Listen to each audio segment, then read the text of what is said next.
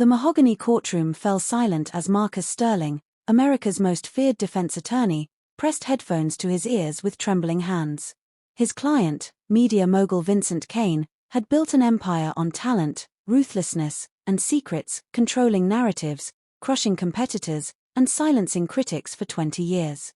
Now facing federal racketeering charges, Kane had hired the best money could buy. But the prosecution's recording changed everything. Kane's own voice casually discussed activities that contradicted every statement he'd made to Sterling. The attorney who'd built his career on fierce advocacy realized he'd been made an unwitting participant in obstruction of justice. "Your Honor," Sterling stood, voice shaking, "I can no longer represent Mr. Kane. My ethical obligations require immediate withdrawal." The courtroom erupted. Kane's empire had seemed untouchable, protected by legal expertise and carefully cultivated relationships. Sterling's abandonment sent shockwaves through the gallery filled with industry executives and former associates. The first crack had appeared in what seemed an impenetrable fortress. For the first time in decades, Vincent Kane, the man who controlled others through their secrets, looked vulnerable. His confident demeanor crumbled as his own lawyer walked away, leaving him exposed to face the consequences of his carefully constructed lies. Thomas Chen, Kane's former head of security, took the witness stand with the bearing of a man who had finally chosen his side. Under prosecutor Sarah Reynolds' questioning, he revealed the shocking scope of Kane's surveillance operation. Mr. Kane operated what he called the network, Chen testified steadily. It wasn't just a business, it was a surveillance state with Kane as its emperor. The courtroom gasped as Reynolds displayed blueprints of Kane's properties, red dots marking hidden cameras throughout guest suites and entertainment areas. 5 major properties, dozens of recording devices, centralized servers archiving everything. These weren't security cameras, they were intelligence gathering tools. Chen detailed the operation, technical specialists installing equipment, social coordinators orchestrating compromising events, data analysts organizing material into actionable intelligence files. Each target had a dossier cataloging financial vulnerabilities, relationship problems, substance abuse, anything that could be leveraged. Kane called it knowing your assets, Chen explained, gesturing to evidence displays showing thick folders with photos and documents. The prosecution's organizational charts revealed Kane's web of influence extending through entertainment, politics, and media. Unlike traditional crime families, Kane's network operated through sophisticated psychological manipulation rather than violence. The jury listened with growing horror as the full architecture of Kane's control system was revealed. Not random intimidation, but methodical, institutionalized exploitation of human weakness. Dr. Rebecca Torres took the stand to explain the psychological warfare Kane had waged against his victims.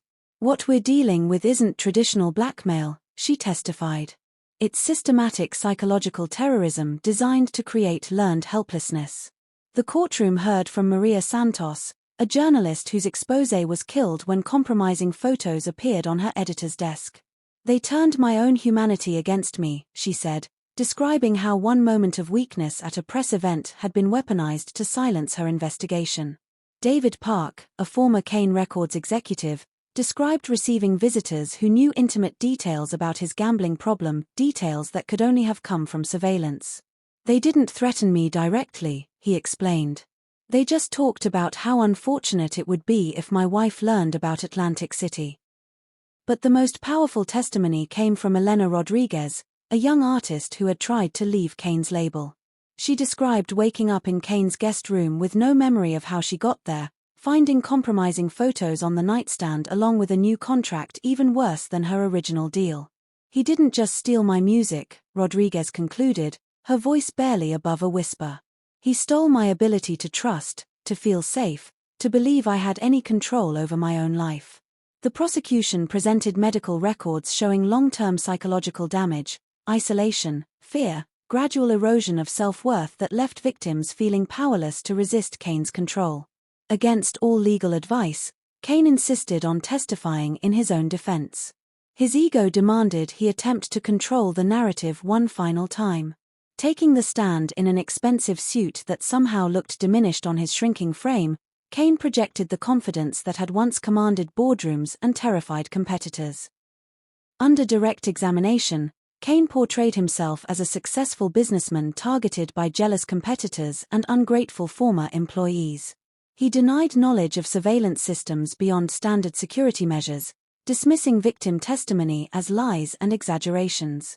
But Prosecutor Reynolds was waiting with hours of recorded conversations that contradicted every denial. "Mr. Kane," Reynolds began, "you've testified you had no knowledge of surveillance equipment. Let me play something for you." The courtroom listened to Kane's own voice. The Miami setup is perfect. 3 angles in the master suite, audio pickup that catches everything. Kane's composure cracked as Reynolds played recording after recording, including his voice discussing Elena Rodriguez. "One look at the photos and she signed everything. That's the beauty of the system." When pressed about his responsibility for victims' trauma, Kane's mask finally slipped completely. "I'm not responsible for other people's weaknesses.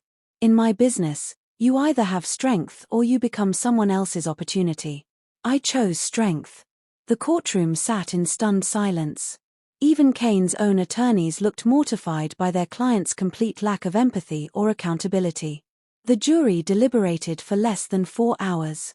Foreman Patricia Williams delivered the verdict that would reshape an entire industry, guilty on all 37 counts. Kane's hands trembled as he gripped the defendant's table, the man who had controlled so many lives now at the mercy of a system he had spent decades trying to manipulate. 3 weeks later, Judge Hendricks listened to impact statements from dozens of victims at the sentencing hearing. Sarah Martinez, speaking for many, declared, "Mr. Kane didn't just commit crimes, he created a culture of fear. Today, we begin dismantling that culture." Dr. Torres presented a psychological evaluation describing Kane as a textbook case of malignant narcissism with complete inability to empathize. She recommended against any possibility of early release. Judge Hendricks sentenced Kane to 25 years in federal prison without parole, plus forfeiture of assets worth over $500 million. "Mr. Kane," she said, "you used your position to systematically exploit and terrorize others. This sentence reflects society's judgment that such behavior cannot be tolerated." As Kane was led away in handcuffs, the industry he had terrorized began its transformation. The Kane Foundation, established with his forfeited assets, funded victim support services and industry reform. New oversight bodies were created, support networks established. 5 years later, the entertainment industry had become something unprecedented, a creative community built on respect rather than fear, transparency rather than secrets. The network Kane created to control others had been replaced by networks of support and empowerment. The age of accountability had begun, and it was irreversible.